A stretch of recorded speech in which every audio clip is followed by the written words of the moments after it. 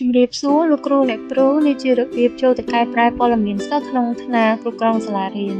ដើម្បីចូលទៅកែប្រែព័ត៌មានសិស្សក្នុងថ្នាលគ្រប់គ្រងសាលារៀនសូមលោកគ្រូអ្នកគ្រូចុចយកអនុវិស័យការអប់រំបឋមសិក្សាបន្ទាប់មកចុចយកពាក្យគ្រូបង្រៀនបន្ទាប់មកទៀតសូមចុចយកថ្នាលគ្រប់គ្រងសាលារៀនចូលមកដល់ប្រព័ន្ធព័ត៌មានអ្នកប្រើប្រាស់សូមលោកគ្រូអ្នកគ្រូចុចយកសញ្ញាត្រេ3ខាងលើបន្ទាប់មកចុចយកពាក្យសិស្សសូមលោកគ្រូអ្នកគ្រូជ្រើសរើសឈ្មោះសិស្សដើម្បីកែប្រែជាឧទាហរណ៍ខ្ញុំនឹងជ្រើសរើសយកឈ្មោះសិស្សនៅខាងលើបន្ទាប់មកសូមចុចសញ្ញាចុច3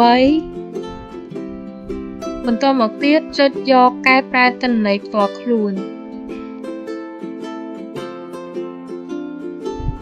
ចឹងពេលដែលចូលមកដល់កន្លែងកែប្រែចឹងយើងអាចកែប្រែព័ត៌មានផ្ទាល់ខ្លួនរបស់សិស្សបានប៉ុន្តែគ្រាន់តែកន្លែងក្រហមហ្នឹងគឺការអាប់ដេតតម្រូវឲ្យប្រើភាសាខ្មែរទាំងអស់អញ្ចឹងកន្លែងដែលមានឈ្មោះអង់គ្លេសនៅខាងលើហ្នឹងត្រូវកែប្រែជាឈ្មោះខ្មែរវិញ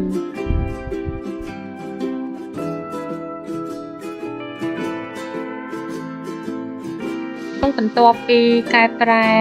រួចរាល់សូមលោកគ្រូអ្នកគ្រូចុចពាក្យថាកែប្រែព័ត៌មានសិស្សសូមអរគុណលោកគ្រូអ្នកគ្រូសម្រាប់ការមើលវីដេអូ